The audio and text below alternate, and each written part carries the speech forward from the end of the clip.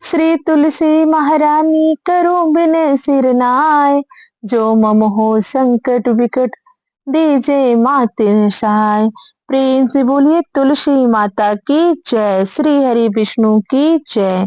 नमस्कार श्रोतागण, भगवान श्री हरि विष्णु और माँ तुलसी की कृपा आप सभी पर बनी रहे।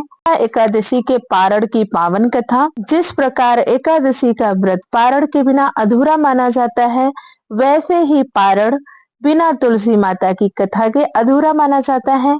एकादशी व्रत के पारण के दिन अगर तुलसी माता की कथा सुनी जाए तो व्रत पारण का अधिक फल प्राप्त होता है। तो आइए सुनते हैं एकादशी पारण यानी द्वादशी की पावन कथा। एक बार प्रेम से बोलिए एकादशी माता की जय। श्री हरि विष्णु की जय। तुलसी माता की जय।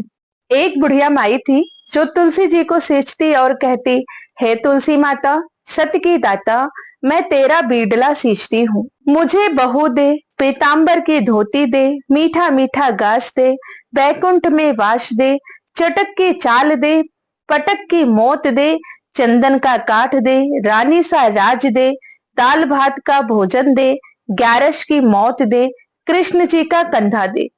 तब तुलसी माता यह सुनकर सूखने लगी। तो भगवान ने पूछा, हे तुलसी, तुम क्यों सूख रही हो?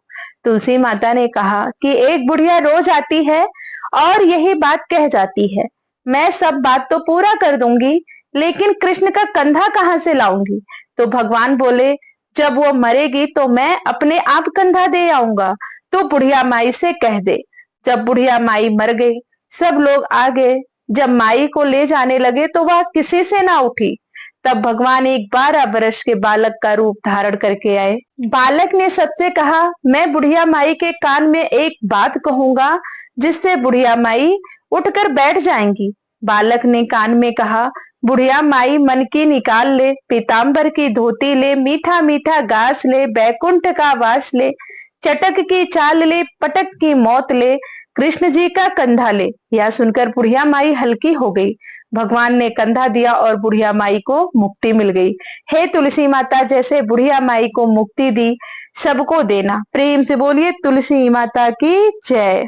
एक परिवार में ननद भाभी रहती थी। ननद अभी कुंवारी थी। वह तुलसी की बड़ी सेवा करती थी, पर भाभी को यह सब फूटी आंख नहीं सुहाता था। कभी कभी तो वह गुस्से में कहती कि जब तेरा विवाह होगा तो तुलसी ही खाने को दूंगी तथा तुलसी ही तेरे दहेज में दूंगी। समय बीतता गया। जब ननद की शादी का समय आया और ननद की शादी हुई तो उसकी भाभी ने बारातियों के सामने तुलसी का गमला फोड़कर रख दिया। भगवान की कृपा से यह गमला स्वादिष्ट व्यंजनों में बदल गया। गहनों के बदले भाभी ने ननद को तुलसी की मंजरी पहना दी, तो वह सोने के आभूषणों में बदल गई। वस्त्रों के स्थान पर तुलसी का जनेऊ रख दिया, तो वह रेशमी वस्त्रों में बदल गया। जैसे जैसे भाभी ननद के साथ बुरा करने की सोचती, उसके साथ सब कुछ अच्छा हो गया। शादी के बाद जब वह ससुराल पहुंची तो उसके दहेज के बारे में बहुत बड़ाई हुई उसकी ससुराल में। इस पर भाभी को बड़ा आश्चर्य हुआ और तुलसी जी की पूजा का महत्व उसकी समझ में आ गया। भाभी की एक लड़की थी, वह अपनी लड़की से कहती कि तू भी तुलसी की सेवा किया कर, तुझे भी बुआ की तरह फल मिलेगा।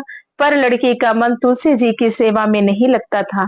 लड़की के विवाह का समय आया तो भाभी ने सोचा, जैसा व्यवहार मैंने ननद से किया था, उसी के कारण उसे इतनी इज्जत मिली, क्यों ना मैं अपनी लड़की के साथ भी वैसा व्यवहार करूं। उसने तुलसी का गमला फोड़कर बारातियों के सामने रख दिया, परंतु इस बार मिट्टी मिट्टी ही रही। मंजरी व पत्ते भी अपने पूर्व रूप में रखे के रखे रह गए। जनेऊ जनेऊ ही रहा। सभी बाराती भाभी की बुराई करने लगे। ससुराल में सभी लड़की की बहुत बुराई कर रहे थे। भाभी ननद को कभी घर नहीं बुलाती थी। भाई ने सोचा मैं बहन से मिल आऊं। उसने अपनी इच्छा पत्नी को बताई तथा सौगात ले जाने के लिए कुछ मांगा। भाभी ने थैले में ज्वार भरकर कहा, और तो कुछ है नहीं, यही ले जाओ। वह दुखी मन से चल दिया। भला बहन के घर कोई ज्वार लेकर जाता है? बहन के नगर के समीप पहुंचकर उसने एक गौशाला में गाय के सामने ज्वार का थैला उलट दिया। अब गौपालक ने कहा, ए भाई, सोना मोती गाय के आगे क्यों डाल रहे हो? भाई ने उसको सारी बात बता दी तथा सोना मोती लेकर प्रसन्न मन से बहन के घर गया। बहन बड़ी प्रसन्न हुई। प्रेम से बोलिए तुलसी माता की जय। ग्यारस माता की जय। लक्ष्मी पति की जय। पौराणिक समय में दैत्यों का राजा दंभ हुआ करता था। वह बहुत बड़ा शिव भक्त था। कई सालों तक उसके यहाँ संतान नहीं होने के कारण उसने शुक्राचार्य को अपना गुरु बनाकर उनसे श्री कृष्ण मंत्र प्राप्त किया।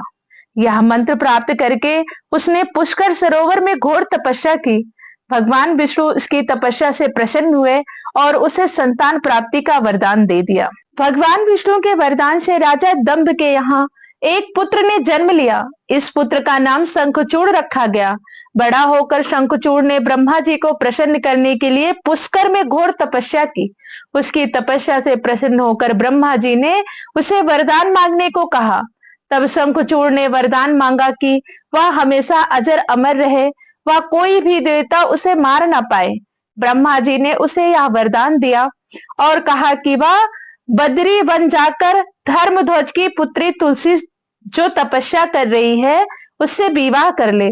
शंखचूड़ ने वैसा ही किया और तुलसी के साथ विवाह के बाद सुख पूर्वक रहने लगा।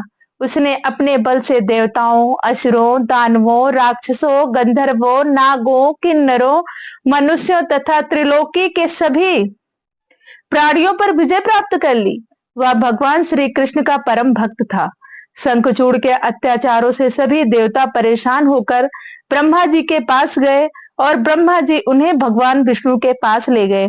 भगवान विष्णु ने कहा कि शंखचूड़ की मृत्यु भगवान शिव के त्रिशूल से होगी, अतः उनके पास आप लोग जाएं। भगवान शिव ने चित्ररथ नामक गढ़ को अपना दूत बनाकर शंखचूड़ के पास भेजा।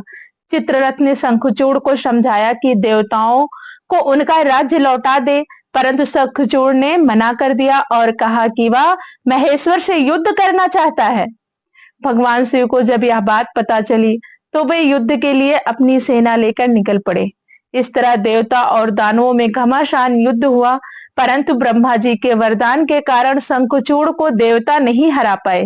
भगवान शिव ने शंखचूड़ का वध करने के लिए जैसे ही अपना त्रिशूल उठाया, तभी आकाशवाणी हुई कि जब तक शंखचूड़ के हाथ में श्री हरि का कवच है और उसकी पत्नी का सतीत्व अखंडित है, तब तक उसका वध असंभव है। आकाशवाणी सुनकर भगवान विष्णु वृद्ध ब्राह्मण का रूप धारण कर शंखचूड़ के पास गए और श्री हरि कवच दान में मांग लिया। शंखचूड़ ने वह कवच बिना किसी संकोच के दान कर दिया। इसके बाद भगवान विष्णु शंखचूड़ का रूप बनाकर तुलसी के पास गए। शंखचूड़ रूपी भगवान विष्णु ने तुलसी के महल के द्वार पर जाकर अपनी विजय होने की सूचना दी। यह सुनकर तुलसी बहुत प्रसन्न हुई और पति रूप में आए भगवान का पूजन किया व रमण किया। ऐसा करते ही तुलसी का सतीत्व खंडित हो गया और भगवान शिव ने युद्ध में अपने त्रिशूल से शंखचूड़ का वध कर दिया। जब तुलसी को पता चला कि वे उसके पति नहीं बल्कि वे तो भगवान विष्णु हैं, क्रोध में आकर तुलसी ने कहा कि आपने छल पूर्वक मेरा धर्म भ्रष्ट किया है और मेरे पति को मार डाला, अतः मैं आपको श्राप देती हूँ कि आप पाषाण होकर धरती पर रहें। तब भगवान विष्णु ने कहा, हे देवी, तुम मेरे लिए भारतवर्ष में रहकर बहुत दिनों तक तपस्या कर चुकी हो। तुम्हारा यह शरीर नदी रूप में बदलकर गंडकी नामक नदी के रूप में प्रसिद्ध होगा। तुम पुष्पों में श्रेष्ठ तुलसी का वृक्ष बन जाओगी और सदा मेरे साथ रहोगी। तुम्हारे श्राप को सत्य करने के लिए मैं पाषाण बनकर रहूंगा। गंडकी नदी के तट पर मेरा वास होगा। तभी से तुलसी माता और भगवान शालिग्राम की पूजा की जाती है।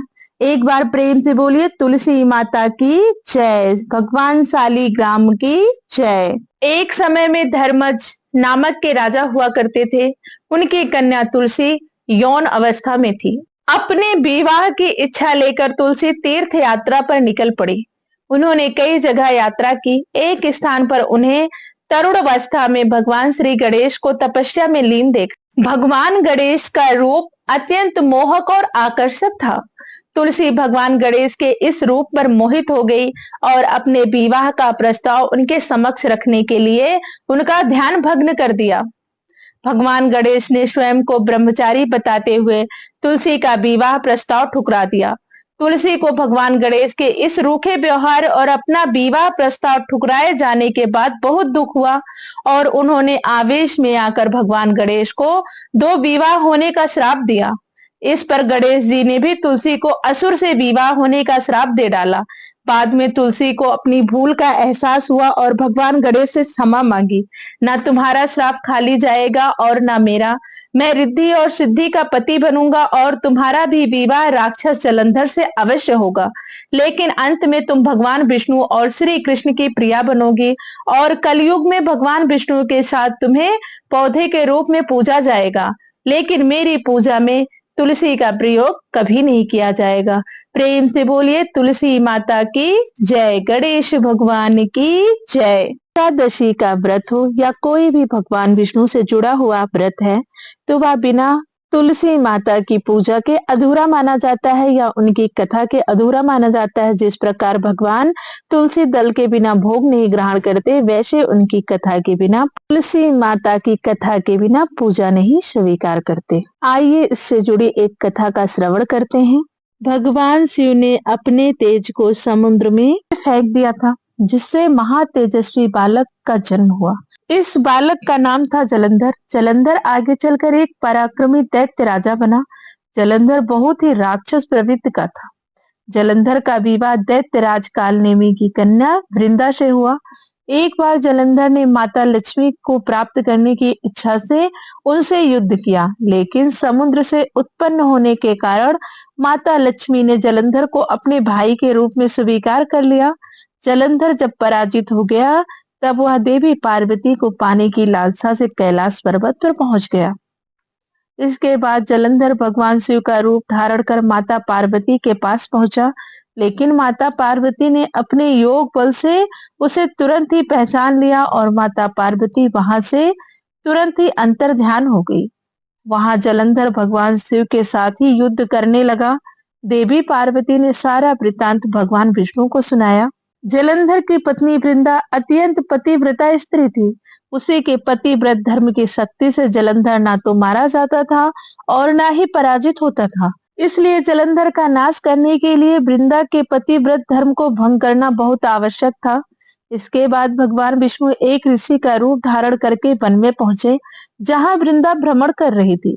भगवान विष्णु के साथ तो राक्षस भी वहां पहुंचे, जिन्हें देखकर वृंदा भयभीत हो गई। फिर भगवान विष्णु जो ऋषि के रूप में थे, उन्होंने वृंदा के सामने पल भर में दोनों राक्षसों को भस्म कर दिया। इसके बाद ऋषि से वृंदा ने कैलाश पर्वत पर महादेव से युद्ध कर रहे अपने पति जलंधर के बारे में पूछा। ऋषि ने अपने माया जाल से दो बानर प्रकट किए। एक बानर के हाथ में जलंधर का सिर था तथा दूसरे के हाथ में धड़। अपने पति की यह दशा देखकर वृंदा मूर्छित होकर गिर पड़ी। जब वृंदा को होश आया तो उसने अपने पति को जीवित करने की विनती की। इसके बाद भगवान ने अपनी माया से जलंधर का सिर धड़ से जोड़ दिया, लेकिन स्वयं भी वह उसी शरीर में प्रवेश कर गए।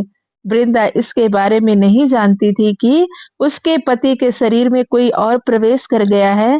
जलंधर बने भगवान के साथ वृंदा पतिव्रता का व्यवहार करने लगी, जिससे उसका सतीत्व भंग हो गया। ऐसा होते ही उधर कैलाश पर्वत पर वृंदा का पति जलंधर युद्ध में हार गया। जब वृंदा को पता चला तो उसने क्रोध में आकर भगवान विष्णु को हृदयहीन शिला होने का श्राप दे दिया। अपने भक्त के श्राप को भगवान विष्णु ने स्वीकार किया और शालिग्राम पत्थर बन गए। सृष्टि के पालनकर्ता के पत्थर बन जाने से संपूर्ण ब्रह्मांड में असंतुलन की स्थिति हो गई। यह देखकर सभी देवी देवताओं ने वृंदा से प्रार्थना की कि वह भगवान विष्णु को श्राप मुक्त कर दें। वृंदा ने भगवान विष्णु को श्राप से मुक्त तो कर दिया, लेकिन स्वयं आत्मदाह कर लिया। जहां वृंदा भस्म हुई, वहां तुलसी का पौधा उगा। भगवान विष्णु ने वृंदा से कहा, हे वृंदा, तुम अपने सतीत्व के कारण मुझे लक्ष्मी से भी अधिक प्रिय हो गई हो। अब तुम तुलसी के रूप में सदा मेरे साथ रहोगी। तब से हर साल कार्तिक महीने में देव उठनी एकादशी का दिन तुलसी विवाह के रूप में मनाया जाता है। भगवान विष्णु ने वरदान दिया कि जो मनुष्य मेरे शालिग्राम रूप के साथ तुलसी का विवाह करेगा, उसे इस लोक और परलोक में विपुल यश की प्राप्ति होगी। इसके अलावा तुलसी को वरदान प्राप्त है कि जिस घर में माँ तुलसी रहेंगी, वहां यम के दूत भी असमय नहीं जा सकते।